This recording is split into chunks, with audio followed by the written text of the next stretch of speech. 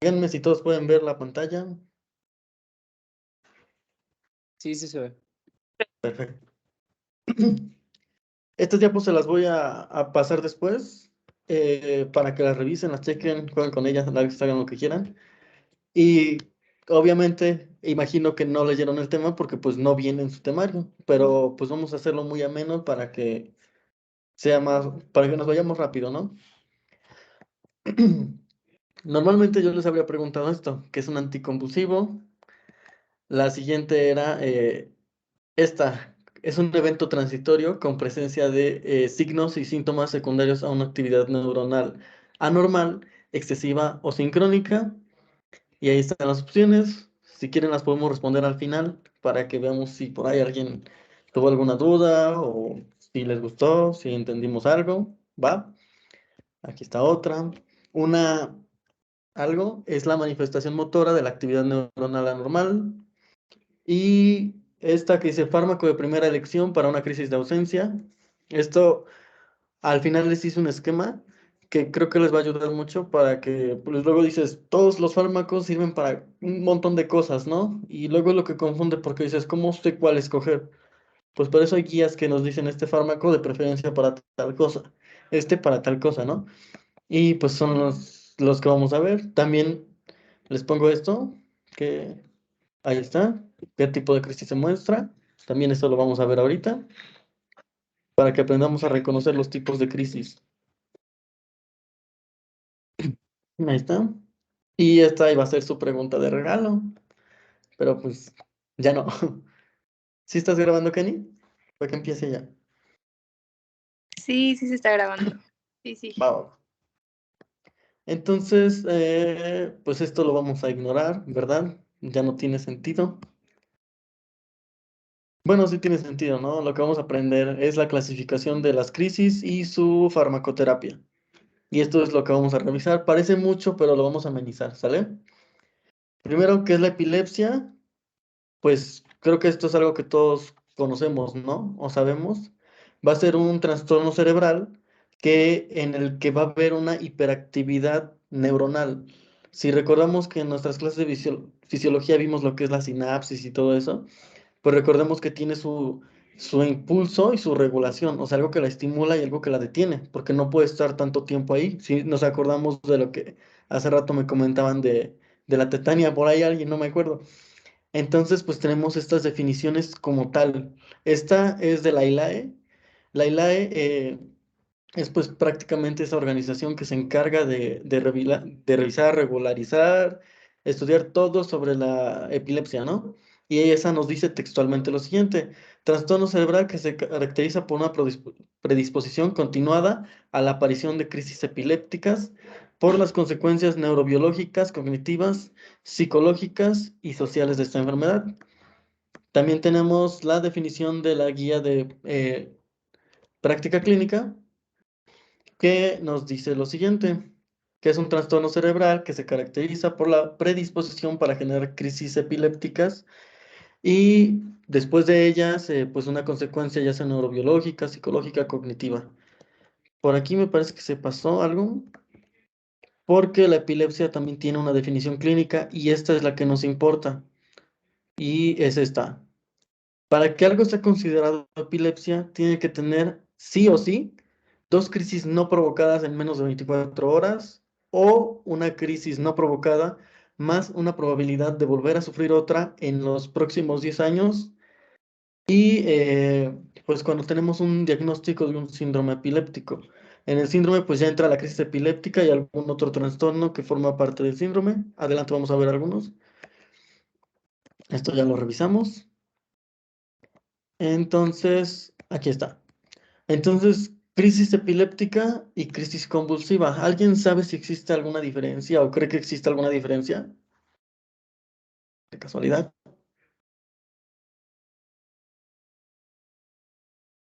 Sí, son diferentes. ¿En qué? No me acuerdo bien. Creo que la Ok. crisis convulsiva es una manifestación motora. Exacto. Entonces aquí tenemos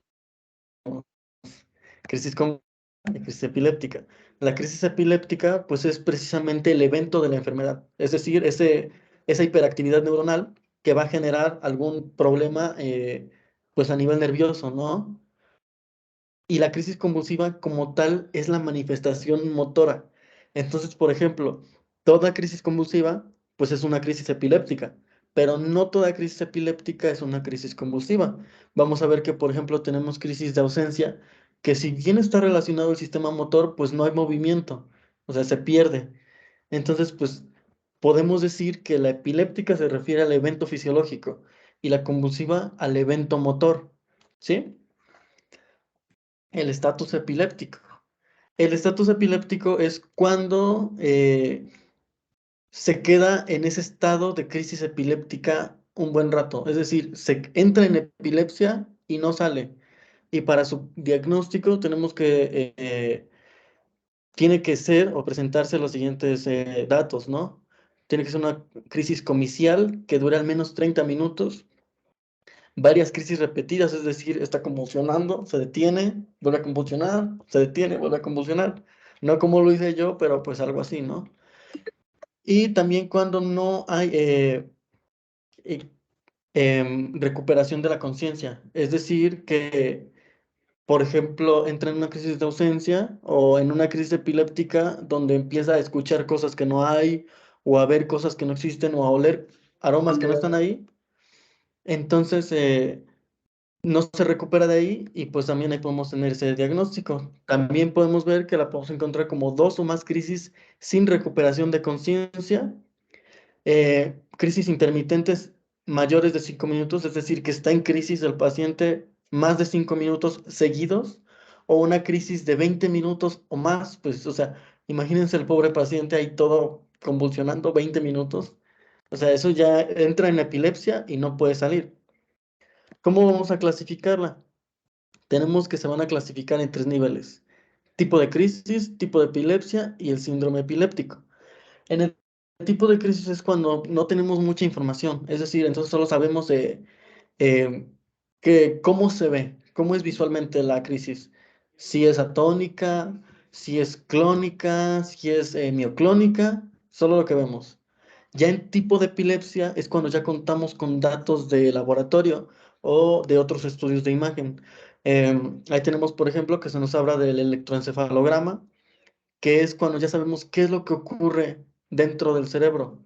Entonces ya no solamente conocemos cómo se ve, sino también cuál es el problema real. Y en el síndrome epiléptico es cuando pues ya se está relacionada con otros problemas, ¿no?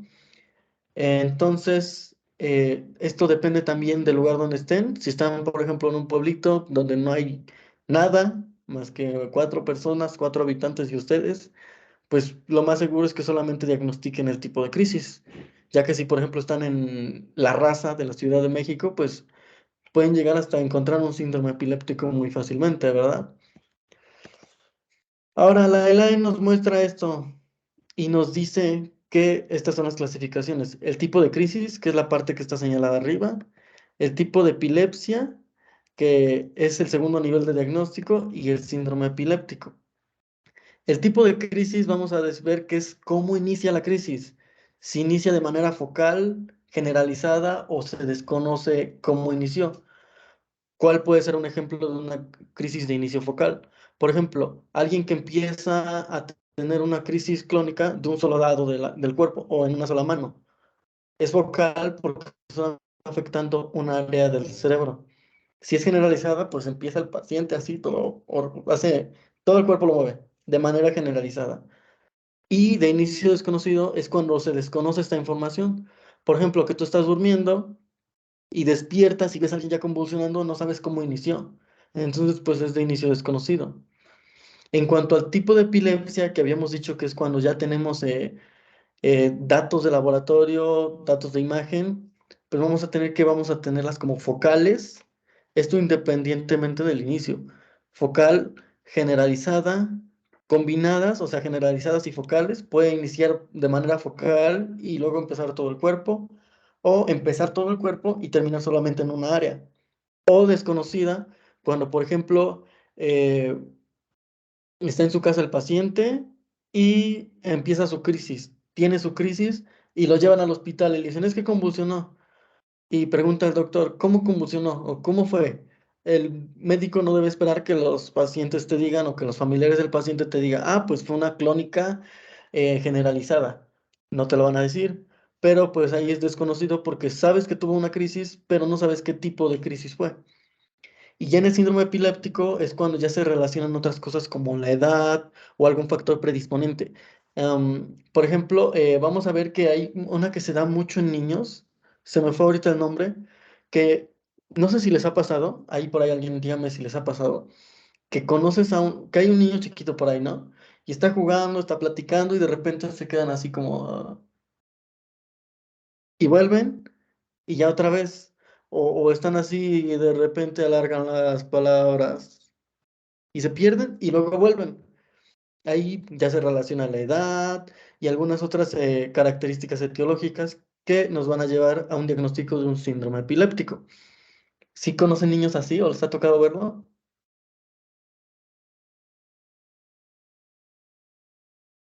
¿Mm? Ok, digamos que sí. En cuanto a la etiología, pues sabemos que se refiere a las causas. ¿Cuáles pueden ser las causas de que se presente alguno de estos eventos? Pues la primera es estructural, es decir, algún movimiento o algún trauma, algún golpe que altere o modifique la estructura natural o la estructura con la que se nació, la estructura fisiológica, la sana, y pues puede desencadenar este evento, ¿no? Muy común es la genética. Luego hay lugares donde por generaciones han convulsionado y ocurre que, por ejemplo, el mayor tiene crisis de ausencia, el menor tiene crisis mioclónicas y el del medio tiene crisis atónicas. A veces ocurre así. Puede ser de manera infecciosa cuando, por ejemplo, tenemos una meningitis de cualquier etiología, ¿no? Pues también puede ser un desencadenante metabólica, que esto al final de cuentas puede ser ausencia de una enzima o defecto estructural de una enzima o receptor, pero al final de cuentas podemos concordar que pues esto viene siendo un problema genético, ¿no? Porque es un error en la síntesis de estas proteínas. Inmunitaria, pues cuando hay respuesta a algún agente que llega al cerebro, está relacionada con la infecciosa, ¿no? Y desconocida cuando pues es idiopática, o sea, no tienes la menor idea de cómo por qué, y de por sí se presenta, ¿no? ¿Qué es lo que vamos a revisar ahorita? Los tipos de epilepsia. Vamos a verlo bien rápido para que nos vayamos pronto. Aquí en los tipos de crisis habíamos dicho que teníamos las de inicio, por su inicio. Inicio focal, inicio generalizado, desconocido. Y también se hablan de las inclasificables, pero pues esto ya no es muy común en realidad, porque pues o es general, o es focal, o no lo sabes. Entonces, pues algo inclasificable, pues ya es un poco atrevido decir que algo es inclasificable, al menos en este aspecto, ¿no? Y vemos que aquí de este lado vemos el cerebro y la función que tiene cada una de estas áreas de la corteza. Entonces, dependiendo del área de la corteza que se vea afectada, es el evento que vamos a ver nosotros. Por ejemplo, si se afecta la corteza motora, vamos a ver un evento motor.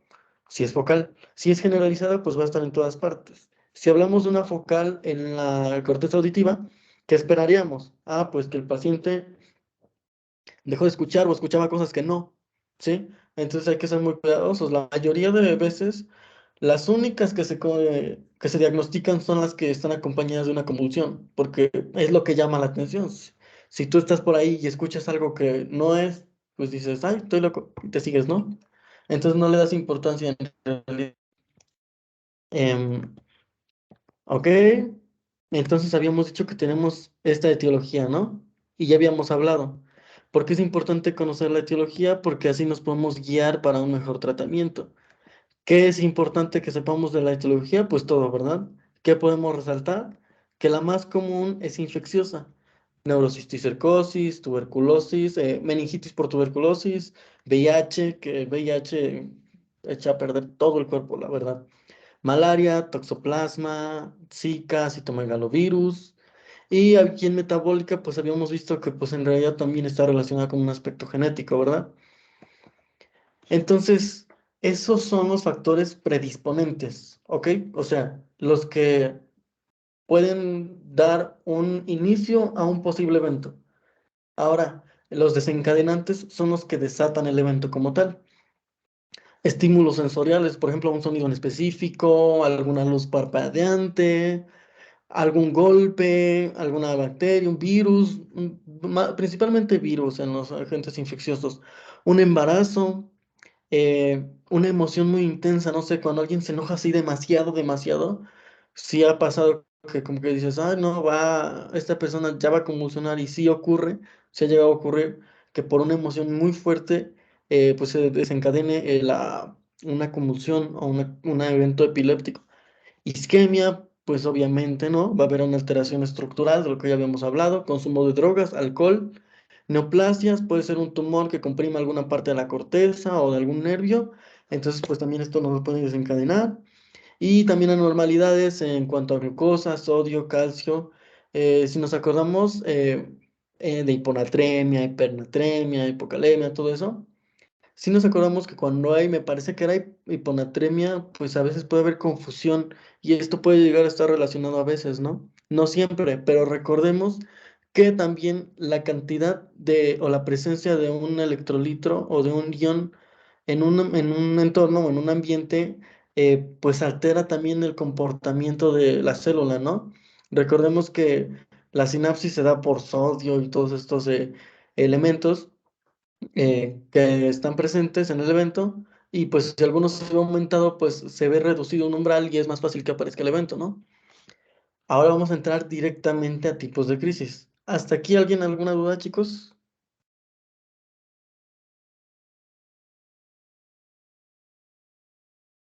Poli. No, todo No, bien. todo bien. No, o sea, Perfecto.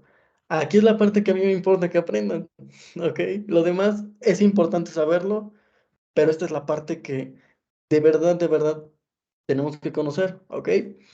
Primero tenemos la crisis de ausencia y vamos a tener dos, la típica y la atípica.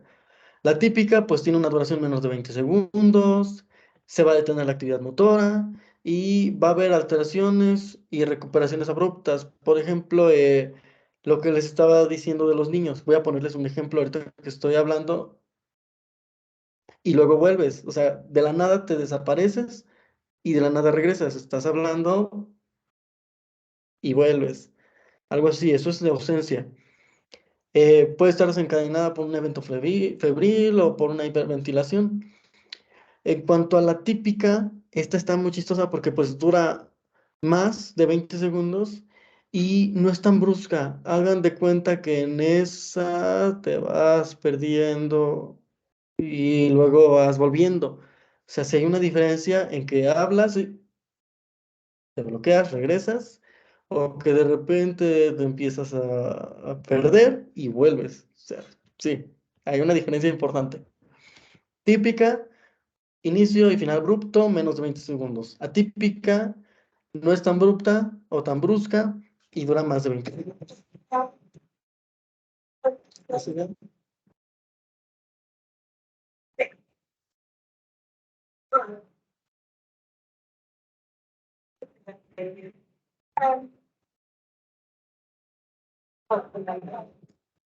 ¿Sí lo vimos? O sea, aquí estamos viendo que el niño está hablando y de la nada, se pierde y después regresa. De hecho, podemos ver cómo lo acompañaron con el electroencefalograma.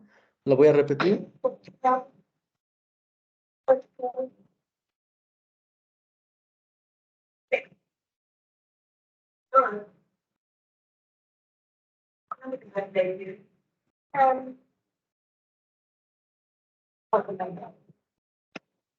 Sí la vimos, ¿no? ¿Alguien qué cree que sea típica o atípica? ¿Ah? ¿Alguien?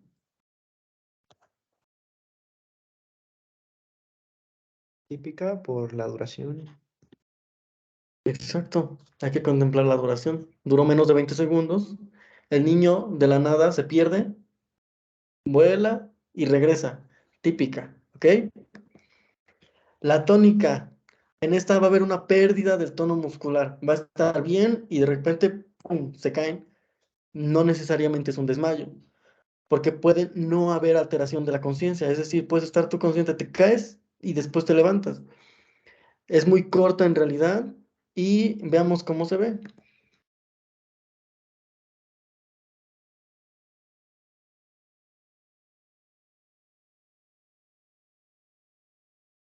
Si observamos, o sea, la niña está bien y entra en ausencia, ¡pum!, se va para el piso, se va para el suelo. Y ya después reacciona otra vez. Ahí está bien. Y ahí se ve en el electroencefalograma. Ahí está, esta parte de aquí. La niña cae, pierde el tono. ¿Sí? La mioclónica. Esta personalmente me parece la más complicada de diagnosticar porque es muy breve y hay personas que tienen el evento, pero es tan común y tan breve que no lo saben. Son sacudidas breves, involuntarias, pueden ser únicas o en serie, pero es en realidad muy breve. O sea, ahorita vamos a ver este ejemplo. Miren,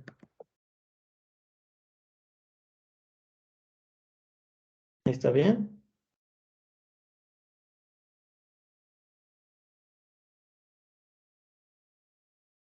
¿Sí vieron? Es decir, está bien y de repente tiene sus sacudidas, las de ellas son en serie. Está bien y de repente, ¡pup, pup, pup! Ahí están. Lo que ocurre con muchas ocasiones es que no se llega a diagnosticar porque los pacientes están bien, de repente hacen así, una vez única, y ya después de otro rato se vuelve a repetir el evento. Y muchas veces creen que es un escalofrío o alguna sensación rara, y pues la ignoran, cuando en realidad pues tenemos presencia de esto. En la chica, como es en serie, es decir, continuos, pues lo podemos ver, pero por ejemplo, un ejemplo podría ser así: estoy bien, estoy hablando normal, y o sea, el cuello se retrayó de la nada, y yo dije, ay, qué raro, y no le tomé importancia. Ya le tomé yo más importancia cuando usted se queda así, y ahí ya voy con un médico. Por eso hay problemas de diagnóstico con esta, pero sí hay que ser muy cuidadosos. Si, por ejemplo, un paciente va por otra cosa y lo ves que está haciendo así, pues dices, trae algo, ¿no? Y como ustedes sí saben, pues lo diagnostican, ¿no? La tónica, pues su nombre lo dice, se aumenta el tono muscular y prácticamente quedan rígidos. Esta está muy interesante porque es muy claro de ver cuando es focal o es generalizada. Cuando es focal se puede quedar solamente tieso un brazo, o sea, se queda tieso el brazo, así fuerte, fuerte. Y es focal. Cuando es generalizada, es todo el cuerpo. Y vamos a ver aquí un ejemplo. Veamos. Ahí está el niño todo tónico. Está todo rígido, todo tieso en todo el cuerpo. Las piernas, los brazos, el cuello. Y vemos que ahí pasó algo chistoso. No se quedó solo tónico, sino que siguió con clónicas, porque también pueden estar combinadas. Entonces, tónico, recordemos, se queda tieso, o sea, se endurece, pero duro, duro. Y lo peligroso o lo feo de este evento es que muchas veces se endurecen dos músculos que hacen movimientos contrarios. Y en algunos pacientes puede haber fracturas hasta de hueso, porque un músculo jala para un lado y el otro músculo para el otro lado. Y en realidad es muy dolorosa esta, la verdad. La clónica, pues son sacudidas bruscas y rítmicas, la famosa, la que todos conocemos, la más común, la que vemos en las películas que están así, pu, pu, pu, pu. Esa, ¿no? Puede durar segundos a minutos, pero también tenemos combinadas, por ejemplo, la tónico-clónica, que es decir, que da un inicio de manera tónica, se pone rígido y de repente empieza así. Esa es una tónica clónica generalizada, pero por ejemplo, una tónica focal, tónica clónica focal se podría ver así. Estoy bien y se empieza a endurecer mi brazo, se endurece mi brazo y el resto está bien. Y yo pensando, estoy consciente, no tengo pérdida de la conciencia. El brazo está rígido y de repente empieza así mi brazo. Ahí fue tónico clónica focal, focalizada, pues. Una generalizada, pues se vería más así, ¿no? Se pone rígido, todo tónico y de repente clónico. Esa fue generalizada. puede haber o no pérdida de la conciencia, ¿sí? Entonces vemos que tiene inicio súbito, tiene su fase tónica, que es donde se pone rígido, y su fase clónica, que es donde ya se pone así como lo que habíamos dicho que parece pues como un clona, ¿no? Un movimiento se ve clonado. Aquí pueden haber fenómenos vegetativos como midriasis, sudoración, taquicardia. Lo del periodo posictal, luego se lo subo en un documento porque esto es para la interpretación del electroencefalograma. Ahí está. Vamos a verlo. Va a empezar con rigidez y luego con movimientos clónicos. Ah, miren, empezó con movimiento clónico. Ahora está entrando en tónico. ¿Ya vieron cómo está toda rígida? Rígida, rígida.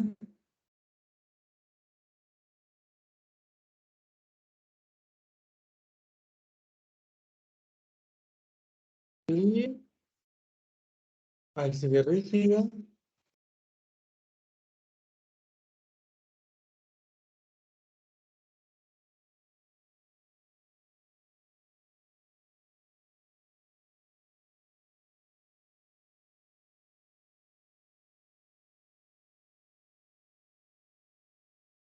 Ya tiene eventos aciclónicos. Si los observamos, ahí están. ¿Ya los vieron?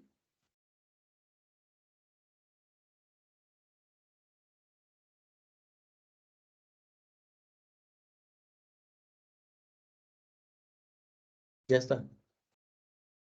En esta paciente ocurrió algo interesante. Primero hubo clónico, luego tónico y luego otra vez clónico. Entonces, su nombre sería crisis clónica tónico-clónica. Si, por ejemplo, no hubiera tenido el último evento, que fue clónico, sería clónica tónica. Si no hubiera tenido el primer evento, que fue clónico, sería tónico-clónica. O sea, todos estos que vimos se pueden combinar. ¿Sí?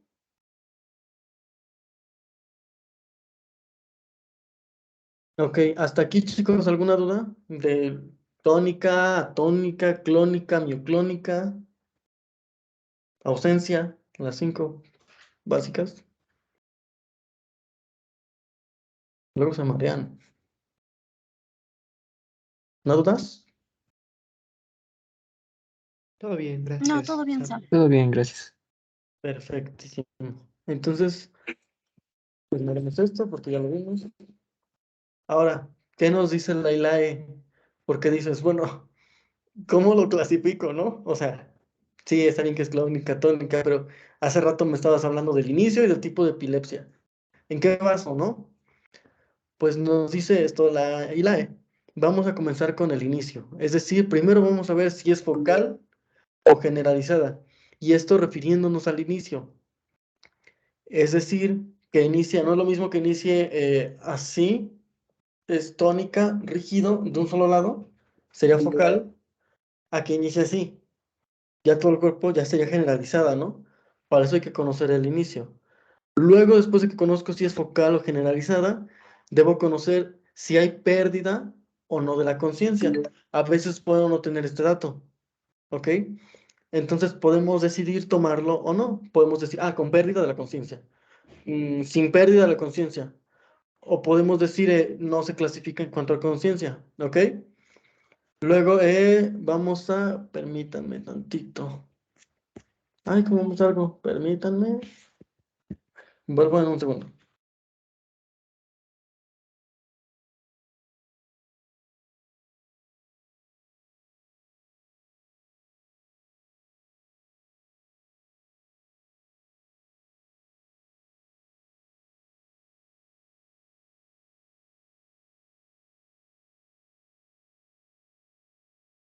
Listo.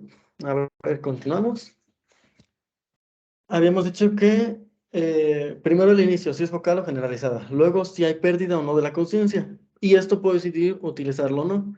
Hace rato les puse el ejemplo que tienes una crisis clónica, focal, es de un solo lado, ya vimos. Pero les estoy hablando, entonces no hay pérdida de la conciencia.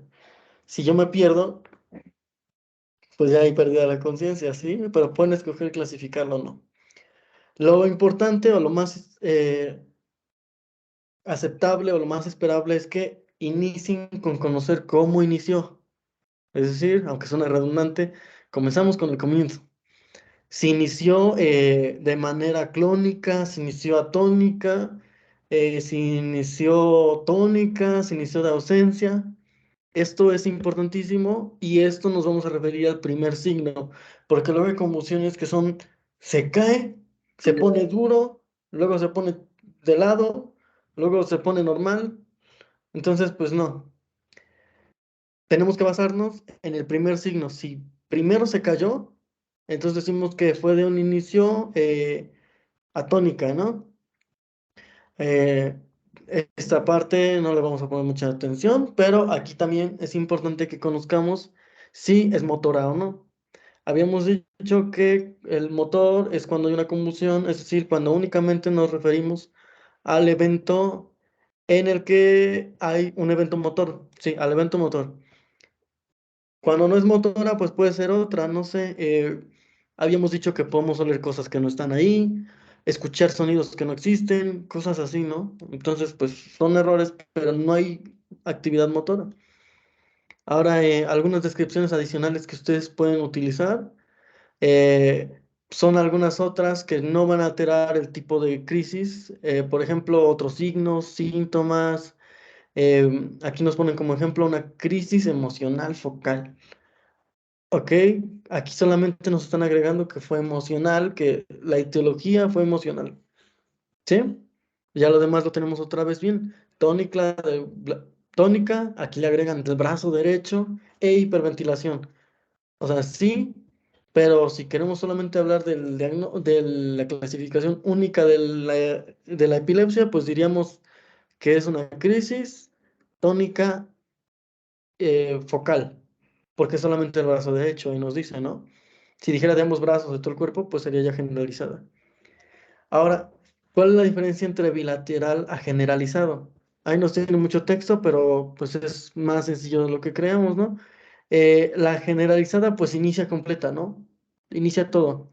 Y en la bilateral puede iniciar de manera focal, ahí está inicio focal, clónica focal, y ahí empieza clónica bilateral. Empezó de un lado y después se fue hacia el otro lado, ¿sí? Eso no es lo mismo que yo haga esto a que desde el inicio yo haga esto, ¿sí? Entonces, sí es una diferencia, una clónica bilateral contra generalizada. Y la clónica contra la mioclónica es que la clónica, pues habíamos dicho que son rítmicos, continuos. Y el mioclónico es casi un parpadeo a veces, es como que estamos bien y ahí está, así. No perdí la conciencia, ahí estuvo otro, no ocurrió nada, pero ahí se presentó. Sí, en cambio, el clónico, pues sí es el evento de los patrones o ritmos musculares, ¿ok? En cuanto a su patogénesis, no vamos a abundar mucho en esto, pero si nos acordamos que en la sinapsis, pues tenemos la membrana presináptica con su canal de calcio. Cuando entra el calcio, a- por un canal activado por voltaje, va a entrar y se va a unir a las sinaptotagminas de las vesículas de nuestro neurotransmisor. Ya con el calcio unido a la sinaptotagmina, pues ya en la parte del TESNAR, que está en la parte interna de la membrana neuronal, se va a liberar la complexina y entonces va a permitir la unión de la TESNAR con la WESNAR y se va a abrir la vacuola y ya va a haber liberación. En la membrana posináptica, pues podemos tener que va a haber este neurotransmisor, pues va a activar, va a activar canales, va a activar proteínas G, va a activar otros canales de sodio, etcétera, ¿no? Entonces lo que va a ocurrir cuando tenemos estos eventos es que hay un aumento de la excitación o una disminución de la regulación. Es decir, cuando podemos decir que hay mm, un evento en el que haya una disminución de la regulación, pues por ejemplo cuando ya no hay, cuando no hay una recaptación adecuada, ¿no? Entonces, pues la regulación se ve detenida y aunque no haya tanto aumento en el estímulo, pero pues no se está deteniendo, no se está haciendo nada para frenarlo. Cuanto al diagnóstico diferencial, pues ¿De qué podemos diferenciar otras patologías de una epilepsia? Pues son eventos vasculares, un evento vascular cerebral, una infección, un traumatismo, un evento autoinmune, una metástasis, algo idiopático, alguna enfermedad neurodegenerativa y alguna otra enfermedad sistémica. Si vemos en realidad varias de estas, como por ejemplo las infecciones o los traumas, autoinmune o las metástasis, pues son parte de la etiología como tal, ¿no? Entonces sí es importante hacer un diagnóstico diferencial porque a veces haz confusión al paciente y pues tú ahí vas luego con tu valproato, ¿no? Valproato, tantos miligramos cada no sé cuánto. Ajá, pero tenía un tumor en el cerebro, ¿no? Entonces, sí es importante que encontremos la etiología, ¿no? Porque pues yo digo, pues ya controlo el evento y sí, sí se puede controlar, pero en realidad el causante de problema no lo estoy resolviendo. En una infección, por ejemplo, yo digo, pues te mando tu antibiótico, toma tu ciprofloxacino y total, ¿no? Pero en realidad no estoy resolviendo el evento. Digo, toma tu, no sé, otra vez valproato, pero no le doy algún antibiótico, pues, entonces no estoy arreglando en sí el problema, solamente su manifestación. Ahora la parte que es más, esto es muy corto en realidad, pero creo yo que es lo más importante. De la clasificación, ¿alguna duda? Es decir, ¿sí quedó claro cómo las llamamos, cómo las clasificamos? ¿Todo bien? Sí, nada más pregunta. Tipo, De la mioclónica, bueno, supongo que toda epilepsia es peligrosa en cierto punto, ¿no? Pero de la crisis epiléptica mioclónica, ¿qué tan peligrosa es? Porque mi prima tiene eso. mira, a ver, muchas veces no se diagnostica y en realidad no es tan peligrosa porque pues es un movimiento así. Tú que tienes, por ejemplo, un familiar, me imagino que alguna vez te ha tocado verlo. Estás bien, están hasta comiendo y de repente es esto y sigue comiendo. En realidad no podemos decir que es súper peligrosa, pero el problema es que imagínate que van en la bicicleta, en esos puentecitos que tenemos allá en Puebla, ves que subes al puentecito y vas en tu bicicleta. Imagínate que estás ahí y te da una crisis mioclónica. Sales volando con todo y tu bicicleta, ¿no? O sea, hay que tener precauciones. Es la menos peligrosa, por así llamarlo de alguna manera, pero pues sí hay que tener su cuidado. Ok, muchísimas gracias. Sí. ¿Alguien alguna otra duda?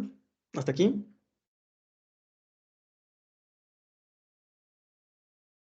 ¿Napo?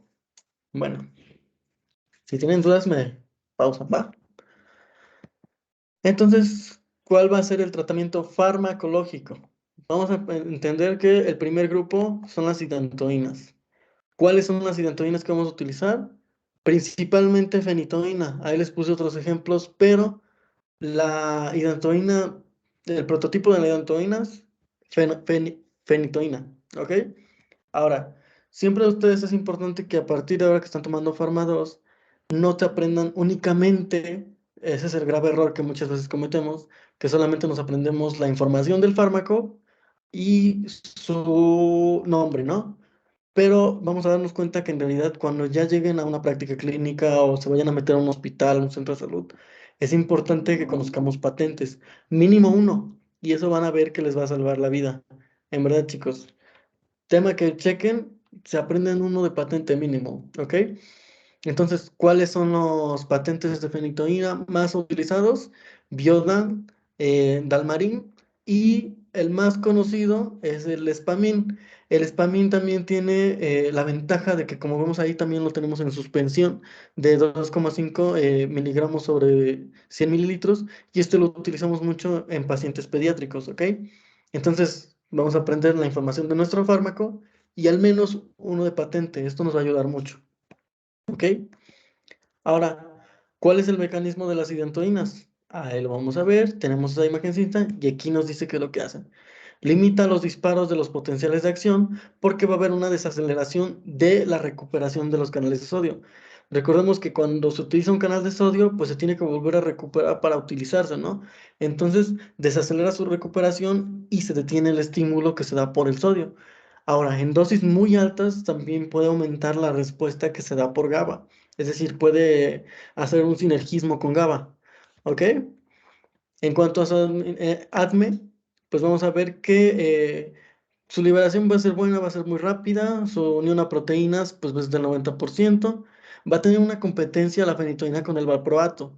Y esto es importante porque luego los quieren administrar juntos y dices, no. Entonces, si uno tiene más potencia, no va a funcionar como un agonista, va a funcionar como un antagonista, si nos acordamos de esa parte, ¿verdad? Su vida media, pues, es de 6 a 24 horas, lo cual en realidad es bueno porque nos permite que el fármaco no se tenga que estar poniendo cada 3 horas, porque puede tener una vida de hasta 24 horas. Metabolismo hepático por el citocromo P1219. Y hay que tener cuidado cuando el paciente toma anticonceptivos orales, porque van a degradarlos. Entonces, por ejemplo, digamos que ahí está la chica muy contenta, feliz, para una fiesta, y toma sus anticonceptivos de ley orales, sin ningún problema, pero tiene algún evento convulsivo y le dan fenitoína y no le avisan que tiene que cambiar de método de anticonceptivo, entonces pues ahí anda y se embaraza y ella ni en cuenta, ¿no? Porque pues se ve degradado el anticonceptivo y la hidantoína sí hace su efecto, pero pues el anticonceptivo ya no. Sus indicaciones: tónico clónica, focal y generalizada. O sea, tónico clónica. Entonces, hidantoínas, tónico clónica. Esas son sus indicaciones. Puede ser focal abilateral o de inicio desconocido, pero es tónico clónica. Eso para las hidantoínas. Efectos adversos, pues puede tener un montón, como todos estos fármacos, ¿verdad? Si actúa a nivel del sistema nervioso central, pues esperaríamos de muchos efectos. Arritmias, atrofia cerebelosa, hiperplasia gingival, osteomalacia, anemia megaloblástica, hirsutismo, síndrome de Steven-Johnson, y pues este problema que nos degrada los anticonceptivos orales. Tenemos el otro grupo que son las benzodiazepinas. Las benzos también son muy importantes. Las más famosas son clonazepam, diazepam, lorazepam y clobazam. Las utilizamos mucho en psiquiatría, pero también se van a utilizar para eh, convulsiones o para epilepsia. Tienen sus ventajas, pero también van a tener sus desventajas.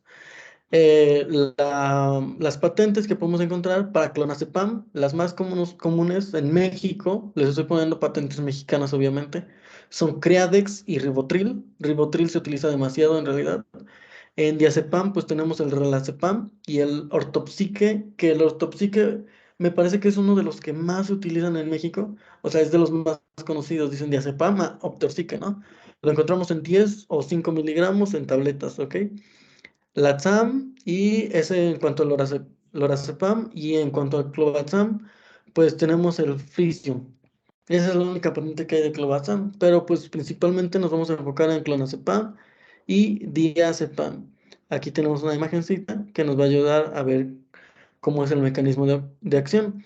Recordemos que las benzodiazepinas tienen efectos sedantes, entonces tenemos que dar dosis cuidadosas para no generar este efecto.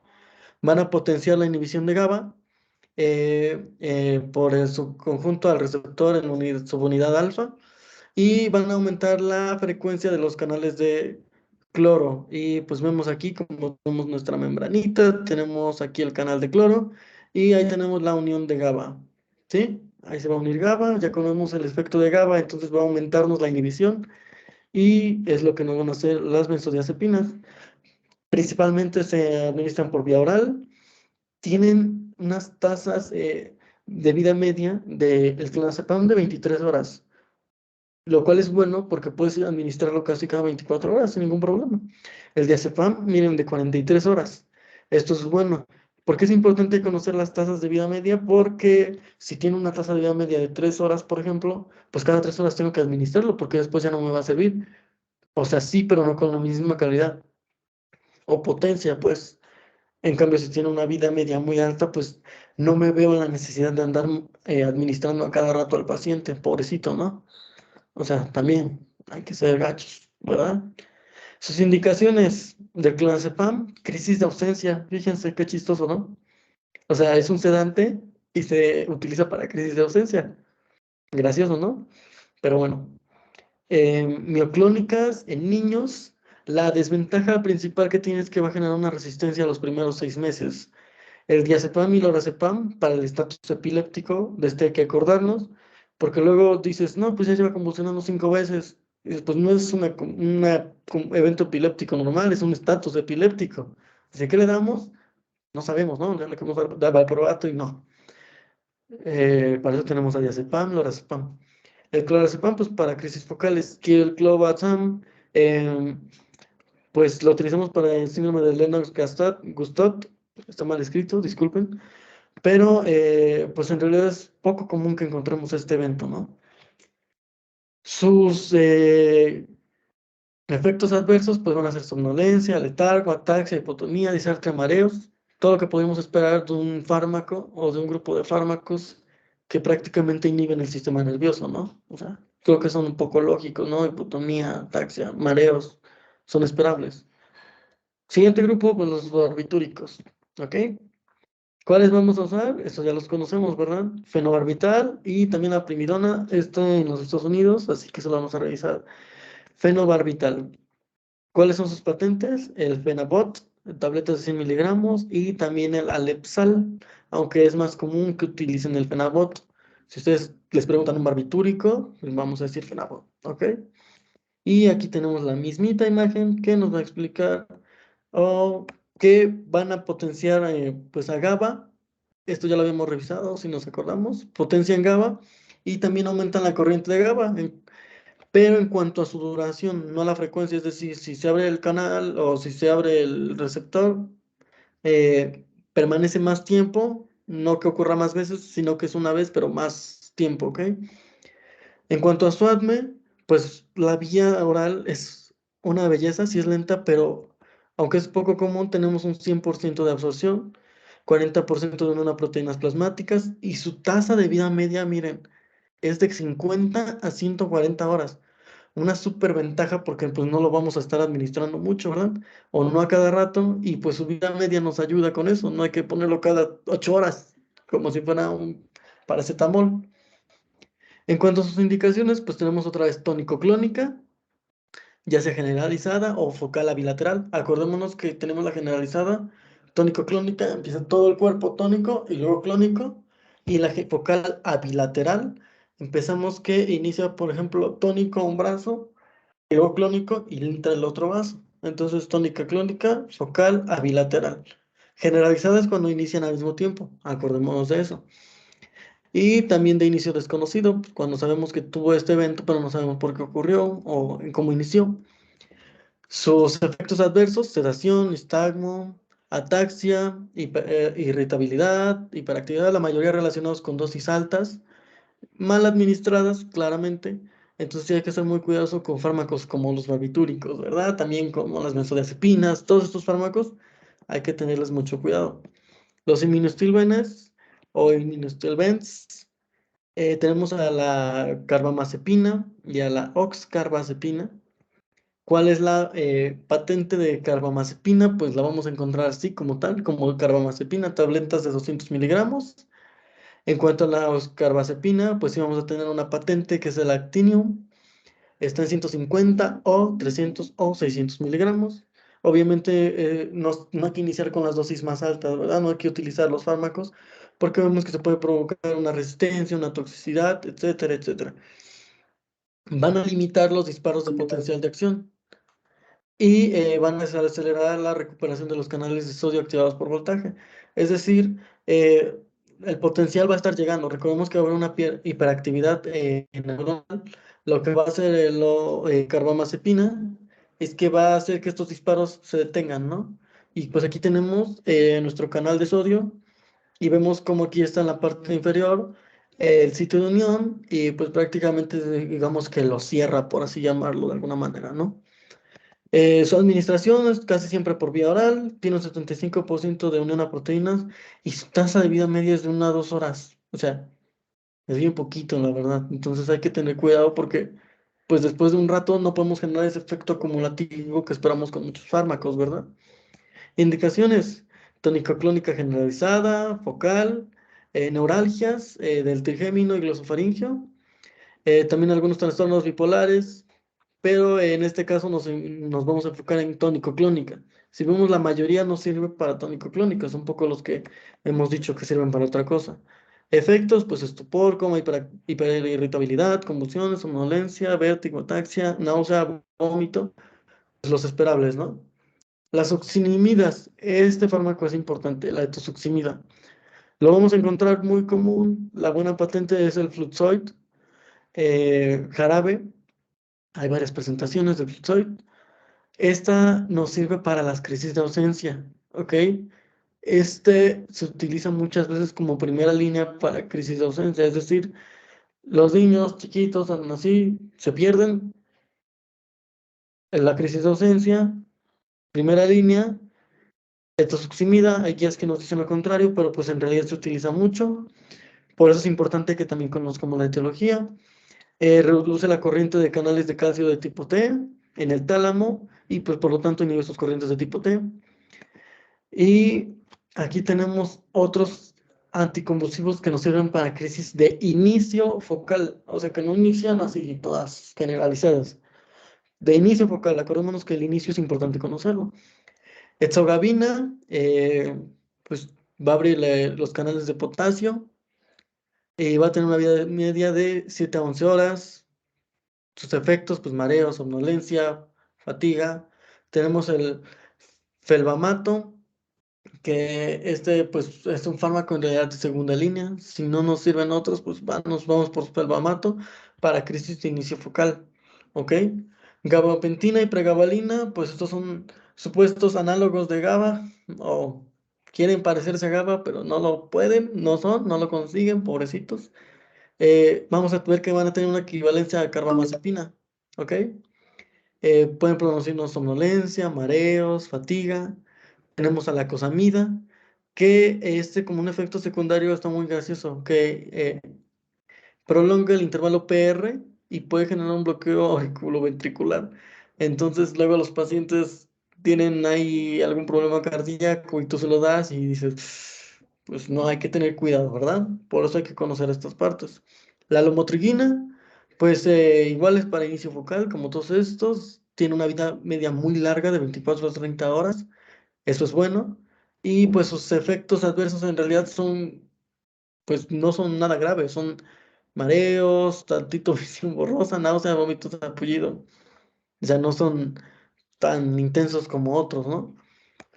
En cuanto a otros anticonvulsivos, por ejemplo, tenemos la acetazolamida, que si vemos más adelante vamos a ver que es un diurético, pero también nos sirve para la crisis de ausencia. Qué curioso, ¿no? Eh, levetiracetam y privaracetam para las crisis mioclónicas o tónico-clónicas, igual focales, pero también para la mioclónica.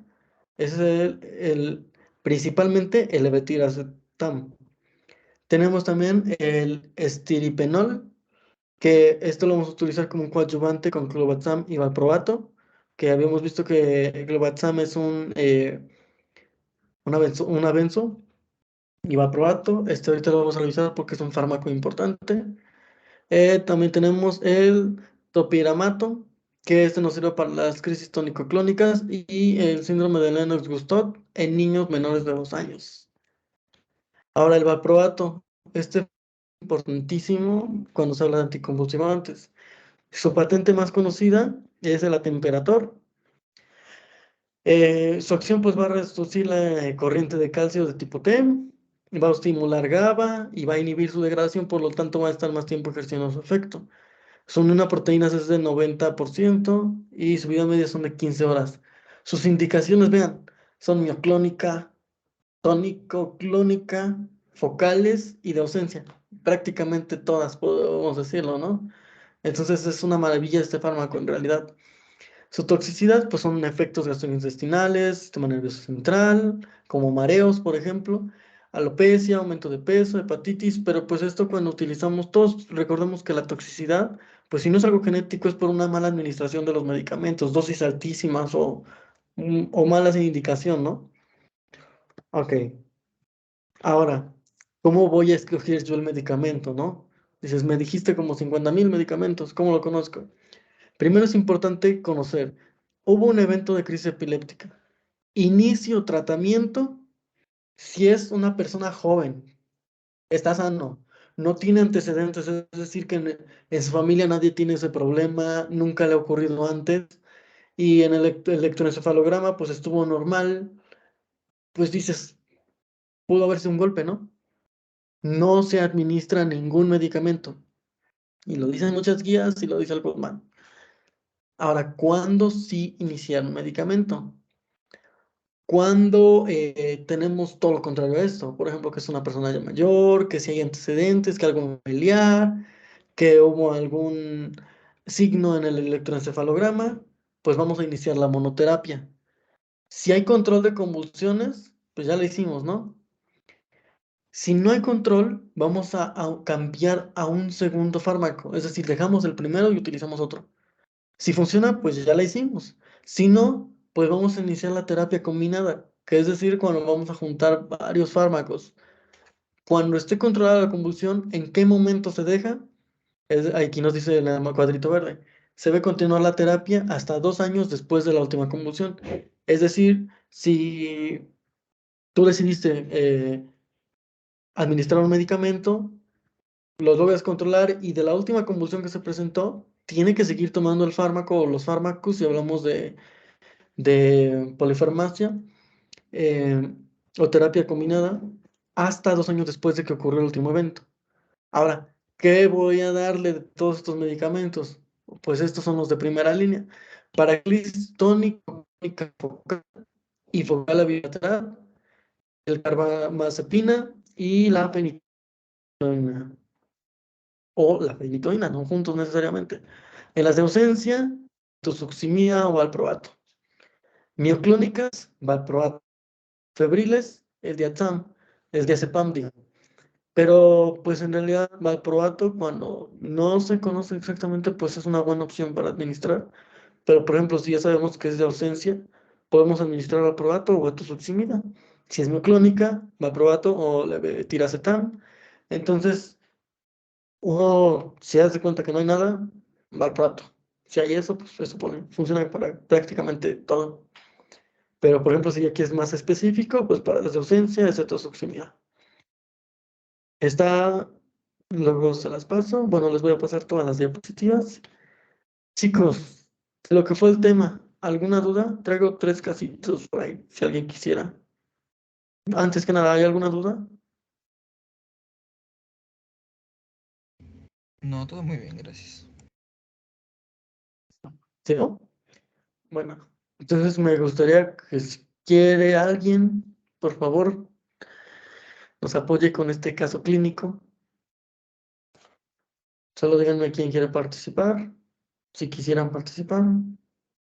¿Alguien de casualidad de lo que vimos? Es muy fácil entender,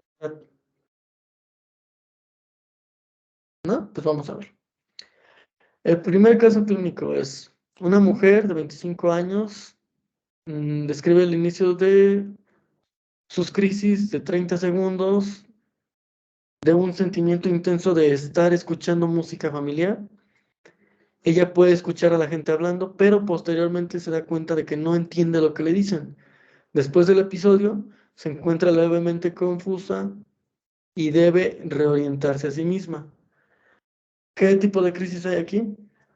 Si alguien quisiera participar.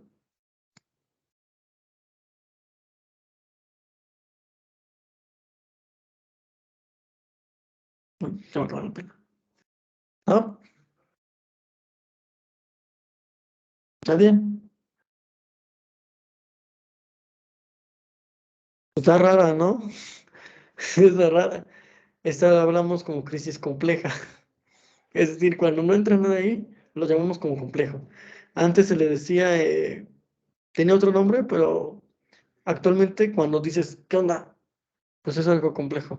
Entonces es una crisis compleja. Este, ah, se repitió. Este entonces.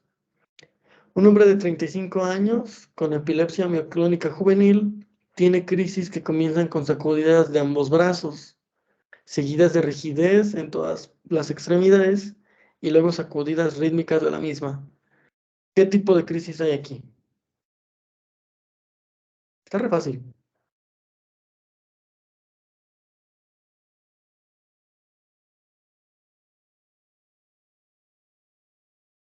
¿Mm?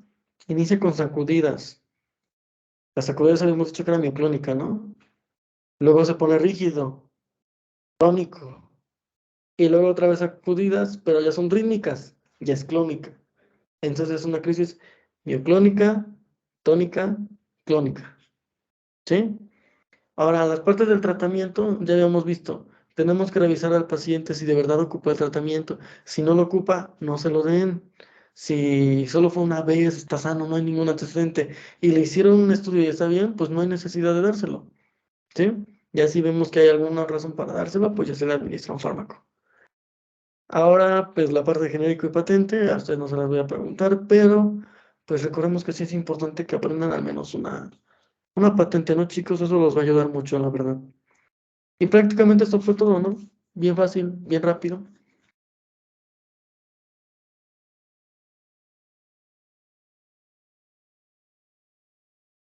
¿Mm? Sí, bro, ¿Alguien? muchas gracias. Y Gracias. tardecito. Les voy a compartir las tablitas para que las tengan también y pues tengan acceso rápido a esa información. Igual voy a estar subiendo unos archivos, unos documentos y unas presentaciones, artículos, por si les interesa, ya les compartiré a través de Kenia o por WhatsApp el link para que puedan revisarlo. ¿Alguien tuvo alguna duda, algún problema, alguna observación?